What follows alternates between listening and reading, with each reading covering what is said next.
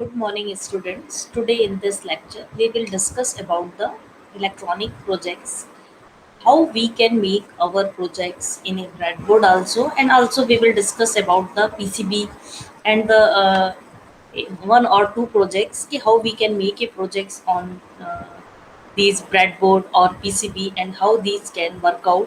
So before starting our projects, first of all, in our previous lectures, we will discuss about the multimeter. So, multimeter is a very important device, measuring device in our electronics and communications. So, some parts are remaining in that lecture. So, we will starting from again the how we can measure the different types of parameters, voltage, currents, resistance. What about the continuity in multimeter? So slightly revising the multimeter, we will again switch to the breadboard. How we can use the breadboard for making our projects. So if we are talking about the multimeter, so as we have to discuss, is a multimeter is a basically a combination of voltmeter, ammeter, and ohm meter. So initially we are working on the separate voltmeter, ammeter, and ohm meter for measuring these parameters, volt, current, and resistance. But today we are using the multimeter, so that is basically a combination of voltmeter, ammeter, and ohm meter, and this is a way measure the different parameters of this. We can also use these multimeter for measuring the both AC and DC values. So now today we will discuss, this is a very basic pics of our multimeter. You can see here, this is a digital multimeter. These multimeters we have to use in our laboratory. In previously we are also working on the analog multimeter, but presently we have to replace our analog multimeter by the digital multimeters. In lab sometimes bench multimeter is also used by. So now we will focus on the that is very essential items, and that is different shapes and is available. So first of all, we have divided our multimeter in three basic parts: display, in which you have to read a value. What about the value of your parameters? Knob, by using the knob you have to select the in which parameter you want to measure. Suppose you want to voltage, so there is again a two classification. You want to measure either AC voltage or DC voltage. If you want to measure the resistance, so you have to switch your knob in that particular markings. And again, if you have to measure the continuity or what type of parameters you want to, according to that you have to set your knob to the particular scale. Now third one part is the ports, where you have to connect these two leads. As we have to already see, there are black and white. So black lead is basically connected to the common point, and red lead we have to connect it to this place. So that is basically in previous diagram, as you have to see, there is a two types of leads. So that is that. So black lead is a common. So there is a common point, and we will connect that point from that. And this is the red is the voltage, resistance, whatever values you have to measure, you have to connect that lead to that particular point. So we have already discussed about this in our previous lectures, but little bit we have to much focused on that particular part, how you have to read your values. So there is also one thing is you have to much more focus. This is the three panels. If you want to voltage, resistance, or small amount of current, then you can use this. You have to connect from. Okay, but if you want to high value of current, so then 10 ampere DC, so then you have to use this terminal. And so this is the port where we can use for the high value of current. So you have to remember there are 3 points in our multimeter for measuring the devices.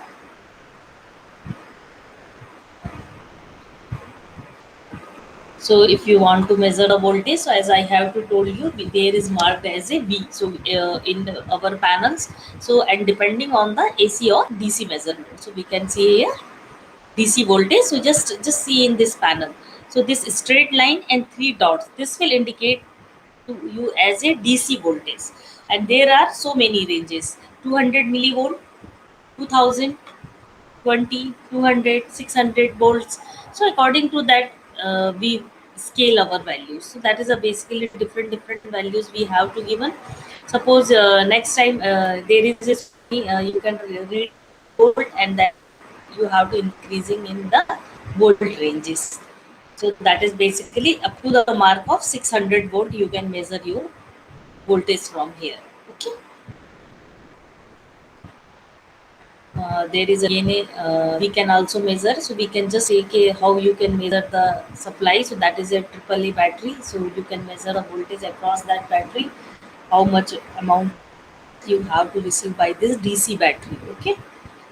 Now AC voltage. So there is a warning: AC voltage with extreme caution and preferably under a professional supervision. So AC voltage is a very dangerous voltage for humans. So you have to take all precautions when you are measuring the AC voltage, or you have to work out on the AC voltage. So that is basically this is the main things.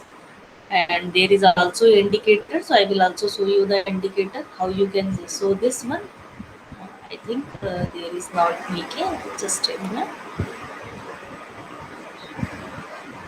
So you can see in voltage ranges there is a sine signal. So that is a sinusoidal waveforms.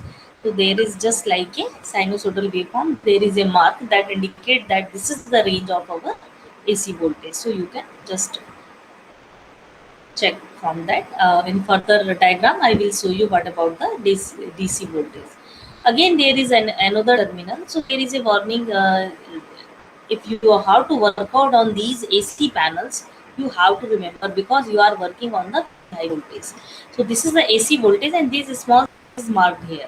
Little bit curve shape is here, so that is indicate as a sinusoidal waveforms and AC voltage. So precautions have to be taken when you are working on a AC supply. So when you have to measuring the current, so basically you have to remember how you will measure the current. So when you have to measure the current in any circuit, your multimeter will be connected in the series, and when you have to measure your voltage, your multimeter will be connected in the parallel connection. So this is a very important point which you have to remember, that how we can connect a multimeter and how we can connect a voltmeter.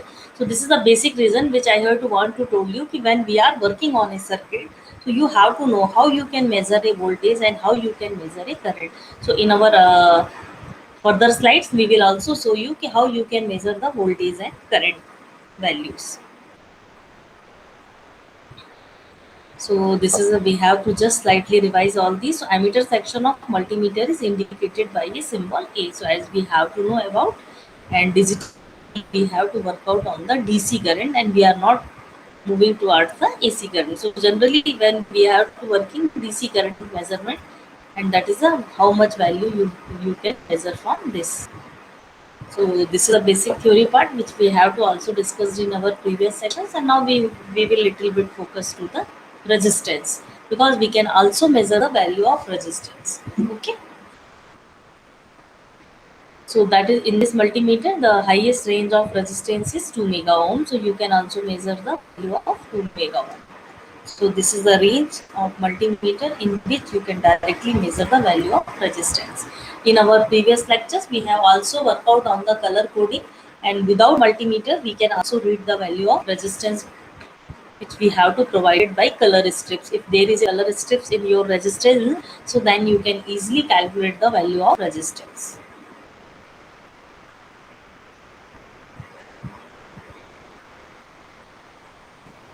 So now we will discuss about the testing discontinuity. So we have to. This is the diode symbols, and this is the just like a waveforms. Okay. So what about the continuity and how you can measure the resistance? If you want to measure the resistance, so this is the 2 points which you have to connect it to a resistance, and it will read the value of your resistance. And this is generally in range of. There are many ranges of 2 mega till 2 mega ohm you can measure. This is a kilo ohm, and this is a 200 ohm and 2000 ohm. So this is the ranges of our resistances. So by using these ranges, you can easily measure the value of your resistance. What about the testing continuity? So perhaps in last lecture we have not covered this part properly, because continuity means if there is any disconnection, your circuit is wire is conducting or not. So if you want to check that particular wire, so that you can test the continuity test. Okay, so that is the symbol of our continuity test. It is just like a symbol of our diode.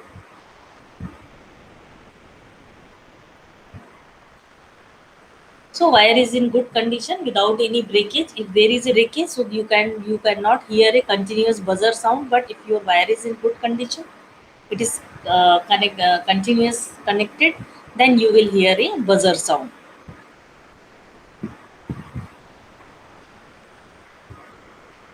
So continuity test is essentially a low resistance measurement. If resistance between 2 points is very less, usually few ohms, then those 2 points are considered as electrically connected and buzzer starts the sound.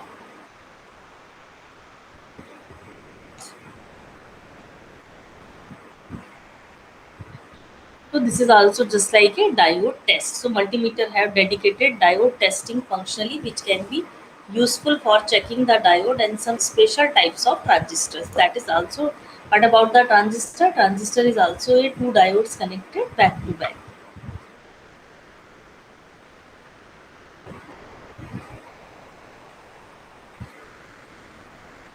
When you want to test a diode, so you have to set the knob to the diode test and connect the red probe to the anode of the diode and black to the cathode part.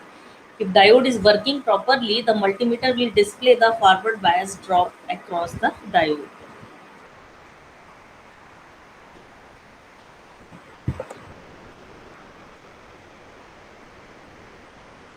And now we will see here we have to also work out on the function generator. Okay, so you know what about the function generator. So function generator is basically a, you have to generate either sinusoidal wave, either a square wave, or either sawtooth wave. So that is the reason कि by using the function generator, so that is even a give the output. Basically function generator is a oscillators, and it will produce the either sinusoidal, square or triangular waves. Now we have to little bit focus on the soldering iron. So when we will also discuss. So there is a very small part. To do this, a soldering iron is the tool you would use. So if there is any, if you have to connect the terminals, or there is a disconnect, to do the soldering iron is the tool you would use. So of course, soldering iron is not any good unless you have solder to go with it. So there is basically, so you can choose the leaded or lead free solder. So there are two types of solders, either leaded or lead free solder in. So you can see here these are the soldering irons. So this is a very only little bit description, and further we will also discuss about the soldering iron. So how to use a breadboard. So it is a very important point when we have to move to the designing part of our electronic circuit. So there is basically there is a various holes in your breadboard. So you have to understand why these holes are given here. So another way to create and test a circuit is to build it on a breadboard. So is before starting or making a design or circuit, so first of all, without any soldering, you have to test your circuit. Yes, okay, your circuit is working or not. So you can done this testing by using a breadboard. And in this type of diagram, there is no use of soldering iron. So we have to also just give you the briefing about the soldering iron. So in if you are working on the breadboard, there is no need to use the soldering iron. Components and wires are pushed into the holes to form a temporary circuits. So there is a basically, if you want to connect your two components, so there is a particular holes and that is short circuited, and by inserting your leads to that particular holes, that may be internally connected. So there is no need to soldering of that particular components. So because it's not permanent, you can experiment and make changes until desired outcome is required. So if there is you want to change anything, so what you have to done, once you have to solder, it will be fixed. So before starting or making a design or circuit, first of all we have to test our working project on the breadboard. If your project is working, then you can finally design it.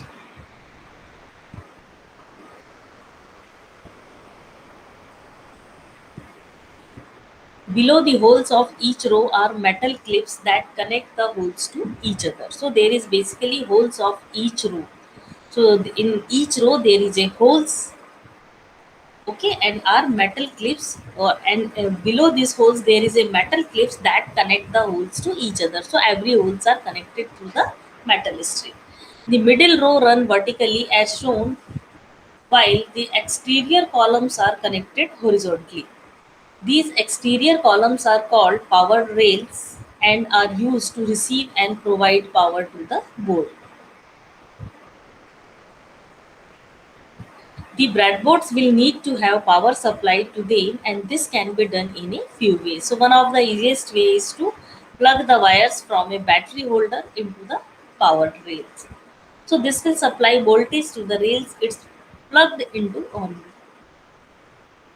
To power both rails, you will need to use a jumper wire from the plus and minus to the rail on the opposite side. So how you can make a connection? So breadboards have many tiny sockets arranged on a zero point 0.1 inch grid. The leads of most components can be pushed straight into the holes. ICs are inserted across the central gap with their notch or dot to the left side. Wire links can be made with a single core plastic coated wire of 0.6 mm diameter. So there is a basically what type of wires you are using, and this is known as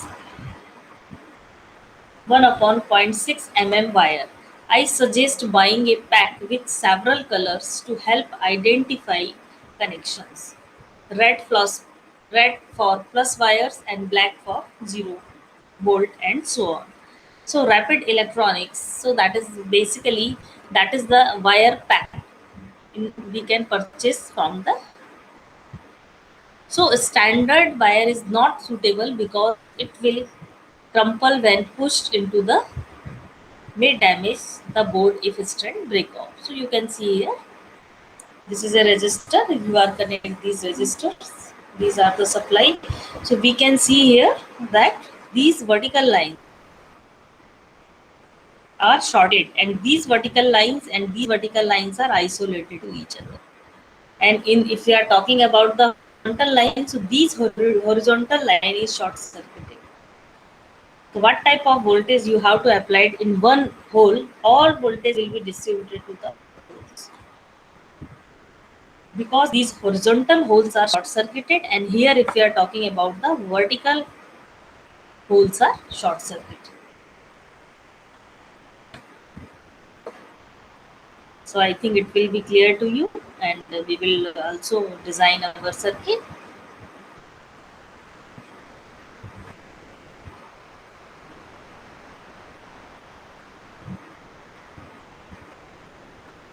The top and bottom rows are linked horizontally all the way across as shown by the red and black lines on the diagram. The power supply is connected to these rows at the top and 0 volt at the bottom. I suggest using the upper row of the bottom pair for 0 volt, then you can use the lower row for the negative supply with circuits requiring a dual supply. So the other holes are linked vertically in the blocks of 5 with no link across the sectors by the blue lines on the diagram. So notice how there are separate blocks of connections to each pin of ICs.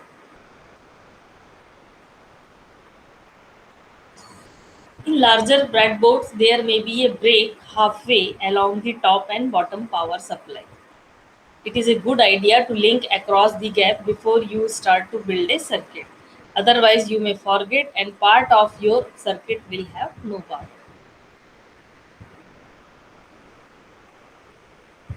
Building a circuit on the breadboard. So converting a circuit diagram to a breadboard layout is not straightforward because arrangement of components on breadboard will look quite different from the circuit. So there may be common lines. So you have to also select a common line. So when putting parts on breadboard, you must concentrate on their connections, not their positions on the circuit diagram. So if you will see the how these are positioned in there according to that. No, you have to know in which part it is connected. So what is the starting point and what about the ending point? Both are connected to the proper common points. IC is a good starting point, so place it in the center of the breadboard and work round it pin by pin. putting in all the connections and components for each pin in turn.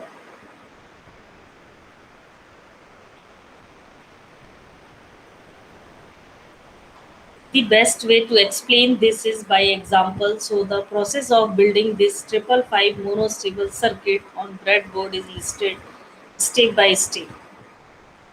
The circuit turns on the LED for about 5 seconds when the trigger button is pressed. So the time period is determined by the R1 and C1, and you may wish to try changing their value. So you can see in you can see in 555 monostable IC. So that is a, you can see that how you can make it by a breadboard. So you can make this circuit. You can use a 555 timer IC. Okay, and by using this timer IC, you can work out here. So there is also a 10 kilo ohm. There is a trigger pin. You can see here there is a R1 C1 capacitors, and there is a LED. So IC pin number. So IC pins are numbered anti-clockwise around the IC starting near the notch or dot.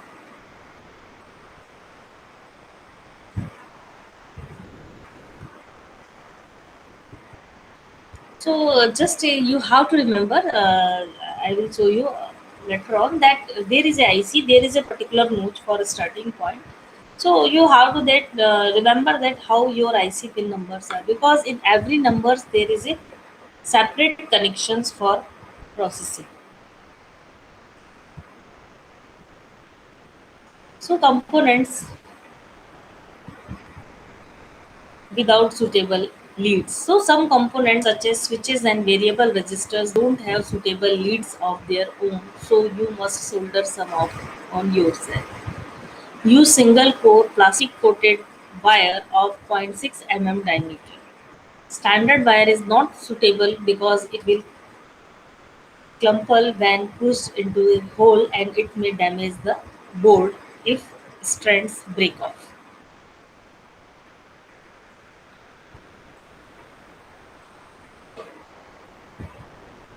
So this is the building the example circuit. There is a 555 timer. So what type of diagram we have to show you? So by seeing that diagram, we have connected all the components in this way.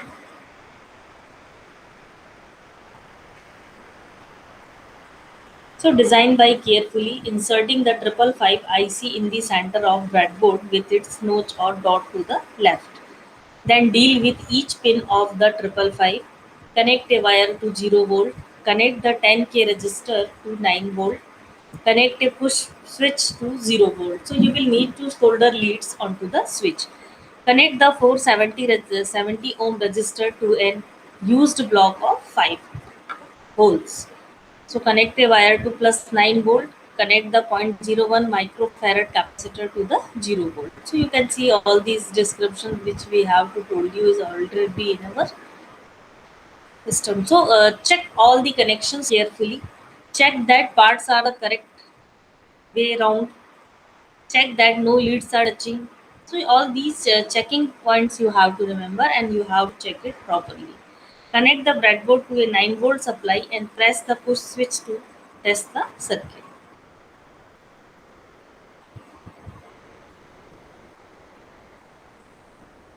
Now we will switch to the PCB design. Okay, apart from the breadboard, so you can make your design your circuit on the breadboard. So you can also design your circuit on the PCB. So first thing is the how to create a printed circuit board from scratch. So now you can see here create or find a circuit diagram. So this is a circuit diagram of any devices.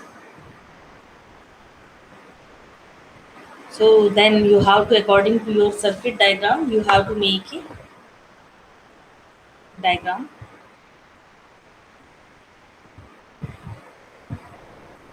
Now through hole components are the easiest to solder. So I recommend it through hole for beginners. Surface mount components are smaller, so they take up much less space. But smaller also means it would be harder to solder. So that could be, it just takes a bit of practice to get used to the surface mount component. So if you're up for the challenges, then go for it. So that is basically you decided a point for every connections. Now according to that points or connections, you will get a PCB, and these are the registers which we have to given. This is the LED, transistor, and so on. PCB assembly, soldering the components to the board. So now you have to see here what about the soldering, as we have to always see in the very basic description. So soldering is the process of joining two or more electronic parts together by melting the solder around the connections. Solder is a metal alloy, and when it cools it creates a strong electrical bond between the parts. Even though soldering can create a permanent connection, it can also be reversed using a desoldering tool.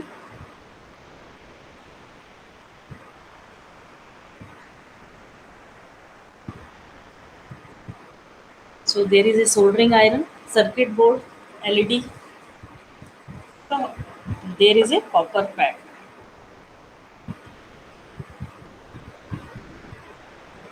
Soldering tools. Soldering iron is a hand tool that plugs into standard 120-volt AC outlets and heats up in order to melt the solder around electrical connections. This is one of the most important tools used in soldering, and it can come in a few variations such as pen or gum form. For beginners, it is recommended that you use the pen style soldering iron in 15-watt to 30-watt range. Most soldering irons have interchangeable tips that can be used for different soldering applications.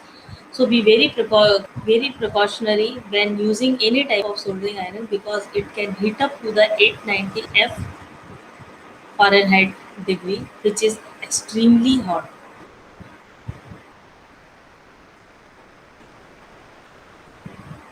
So this is our soldering iron tips exchange. There is also a soldering stations. Okay, so soldering station is a more advanced version of our basic standalone soldering pen. If you are going to the going to be doing a lot of soldering, they are great to have as they offer more flexibility and control. So the main benefit of soldering station is the ability to precisely adjust the temperature of soldering iron, which is great for range of products. So these stations can also create a safe workspace, as some include advanced temperature sensors, alert settings, and even past protection for safety. So that is basically soldering iron. So soldering iron tips. At the end of most soldering irons is an interchangeable part known as soldering tips. There are many variations of this tip, and they come in wide variety of shapes and sizes. Each tip is used for a specific purpose and offers a distinct advantage over another. The most common tips you will use in electronic projects are the conical tip and the chisel tip.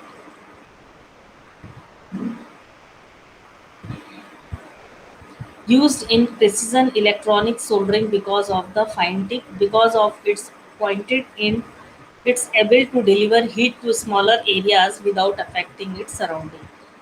Chisel tip, this tip is well suited to soldering wires or other larger components because of its broad flat tip.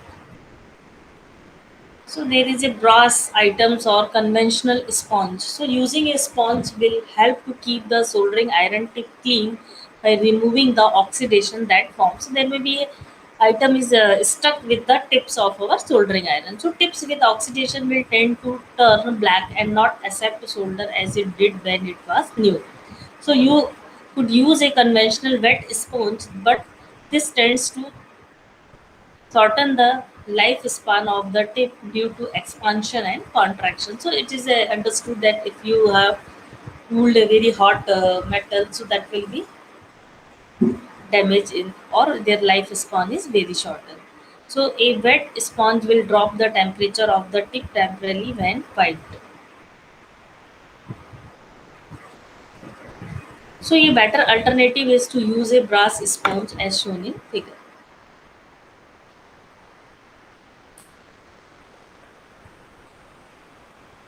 So you can see here, this is a sponge for cleaning the tips.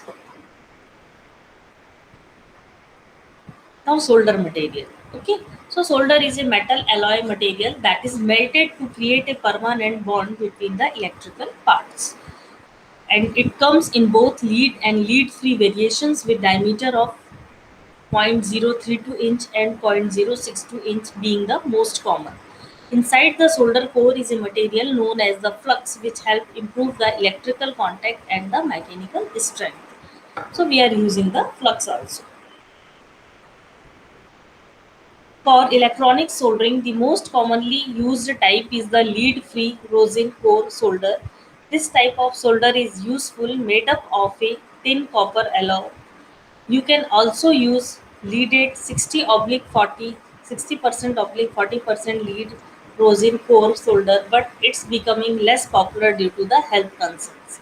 So if you do use lead solder, make sure you have proper ventilation and that you wash your hands after use. So that is a solder wire. Soldering safety. Soldering irons can reach the temperature of 800 Fahrenheit. So it's a very important to know where your iron is at all times. So we always recommended you use a soldering iron stand to help prevent accidental burns or damage. So make sure you are soldering in a well ventilated area when solder is heated. So there are fumes released that are harmful to your eyes and lungs. So that is also you have to take the precautions. It is recommended to use a fume extractor, which is a fan with a charcoal filter that absorbs the harmful solder smoke, and you can visit the sites likely integrated air system for air filtering. Now timing the tip. So there, before you start soldering, you need to prep your soldering iron by tinning the tip with solder. So this process will help to improve the heat transfer from iron to the item you are soldering. So that is it is also helpful. So before starting the soldering, begin by making sure the tip is attached to the iron and screwed tightly in place. Turn on your soldering iron and let it heat up. And if you have a soldering station with an adjustable temperature control, wipe the tip of the soldering iron on a damp wet sponge to clean it. So wait a few seconds to let the tip heat again before processing to step 4. Now hold the soldering iron in a one hand and solder it in the another. Touch the solder to the tip of the iron and make sure solder flows evenly around the tip. So you should tin the tip of your iron before and after each soldering session to extend its life. Eventually every tip will wear out and will need replacing when it becomes rough or pitted.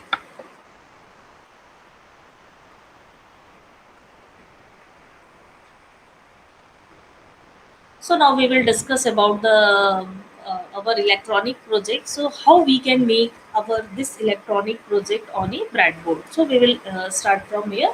So now we are going to learn how to create a circuit on a breadboard. So just we will describe here, and this circuit is the exact same as we will earlier. But so just you can see you have to require the 9 volt battery snap, 330 ohm resistor, LED, and breadboard half size. So just you can see it is a breadboard. You want to glow your LED, so you have to just learn which part is internally connected and which are not internally connected. So you can see here, this is a diagram. I think again we have to clear. These are the components. Okay, this is the holder for battery, these are the resistor, these are the LED. So you have to glow the LED, and we have to given the supply to our LED. but we have not directly connected our LED to 9-volt battery. We will use a resistor. Okay, so we have to make this circuit. So this is a LED, this is a resistor, and this is a 9-volt battery which we are using. So by using this battery, these battery will supply the voltage to these LED, and it will be forward bias and it will emit the energy in form of light. So this is a basic working principle of our LED, how our LED will work out. So first of all, attach the battery clip to the top of the 9-volt battery. So you have to connect the clip.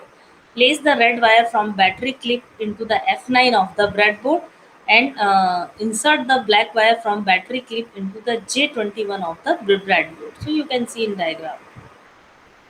Okay, so there is a marking one in breadboard, 1, 2, 3, 4, 5, 6, and this is the ABCDEFGHI. So according to that, we have to put these red into the 9, and black into the 21. Okay.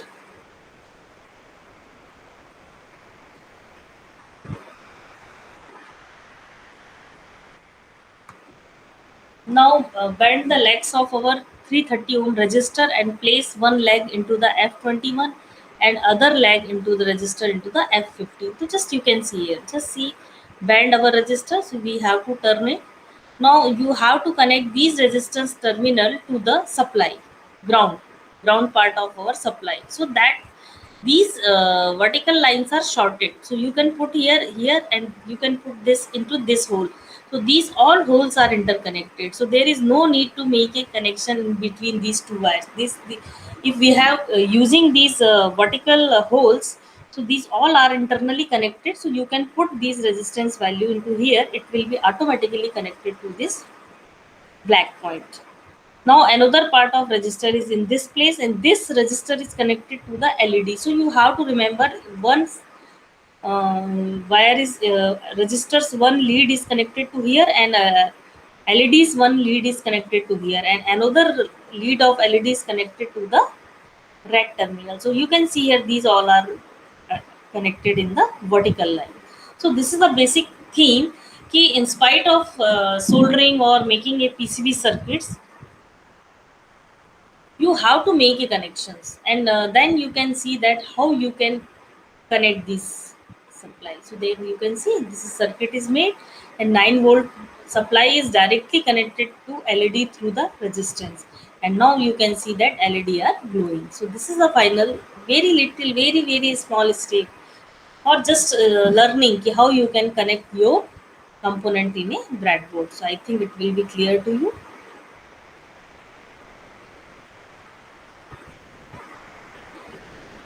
The red arrow in the image below help to show how electricity is flowing in the circuit. So you can see this is the circuit here. These are the circuit plus and minus.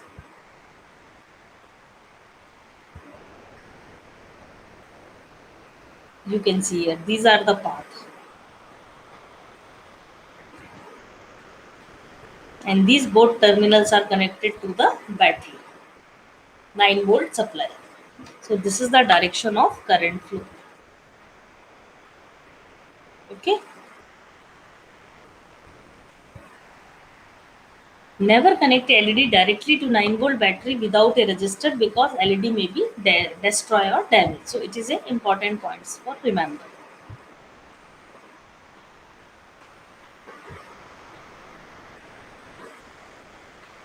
So now here is some electronic projects. We can also very little bit read out some electronic projects. So you can also make these electronic projects.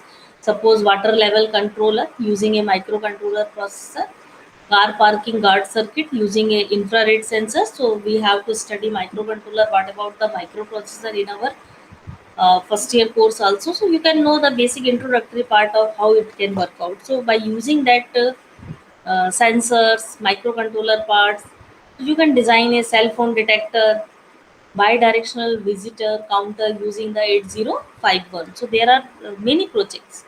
If you want to make a water level controller, so here we are designing the circuit. Okay, detect the and control the water level automatically in overhead tank using the 8051 microcontroller. Car parking guard circuit using infrared sensor. So this circuit helps the person in the driving seat in such a way that it gives an alarm if there is any obstacles or wall while parking on or while driving in a reverse. So it is a very useful in our real life.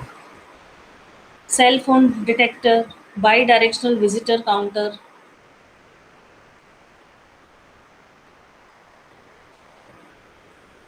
Now password based circuit breaker. So this password based circuit breaker project is built using the 8051 microcontroller. So that is some projects are also based on microcontroller, some projects are based on the microprocessor. So auto intensity control of street light. So this is also a very easy project, a very simple circuit. Automatically controls the intensity of a street light which is designed using microcontroller and LED. And instead of it, we can also use in thermistors. Okay, so there is a photoresistor. So you can also make these circuits by using the photoresistor. So again, we will see some circuits. There are so many circuits, and according to your interest, you can make your project accordingly.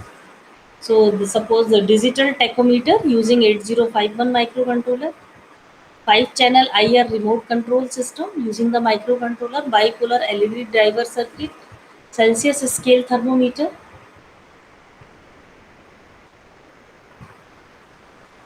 Now digital tachometer using 8051 microcontroller. Okay, this one covered.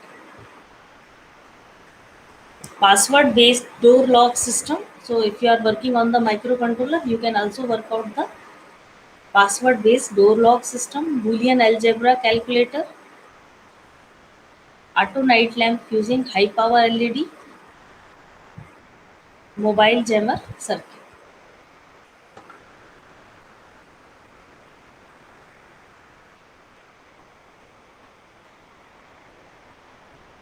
Now you can also design a unbiased digital. So you have also read your first unit of digital, so you can also try to the make a digital diodes and LEDs.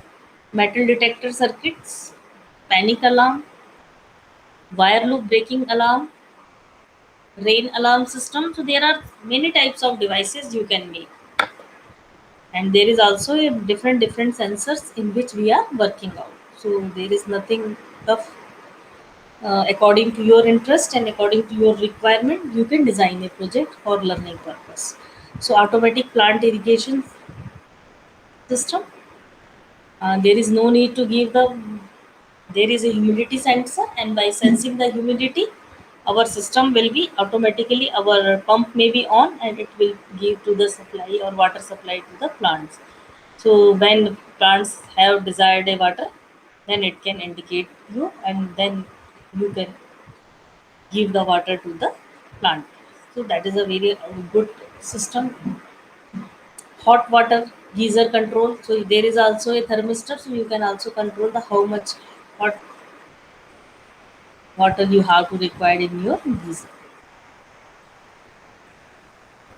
Another one is a lead acid battery charger. So there is again a charging process if we have to require for if we have not charged our mobile phone. So then you can make easily the battery charger. Motion detector circuit. So motion detector circuit is not only used as a intruder alarm but also used in many applications. So you can also design a this one. And solar battery charger circuit, car battery charger circuit, simple 1000-watt inverter circuit. So you can make a different types of projects. So you can choose from here and you can design that particular. And that is also you can switch to the basic logic gates, NOR gates, MOSFET supply, remote operated alarm circuit, battery charger circuit using SCR, FM buzzer. So there are so many circuits are here, and you can work out on that particular circuit. So you can also sun tracking solar panel. It is also important as our movie movement of sun. According to that, our solar panel will also move. So always we have to achieving the maximum efficiency of from solar panel. touch on and off switch circuit. So that is a basically this touching on off switch circuit is also designed. It is also a separate functioning. USB mobile charger circuit. You have to also know what about the mobile and why you has mobile charger required. So I think it will be clear to you. And there is a some objective questions by making use of CRO. So why we are using the CRO? How is error in measurement reduced? So there is a very basic question. Amplitude of voltage is given by which of the following relation? A ammeter is connected in with the circuit element whose current we wish to measure.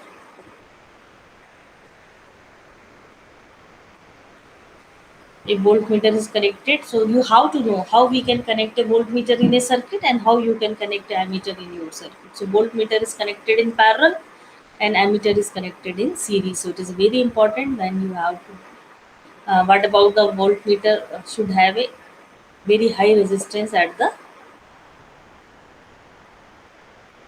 so that is a different numerical question. So I think it will be clear to you how we can make or design a electronic project. So there are so many projects. So according to your interest, you can choose a one project and try to make it. Okay. Thank you.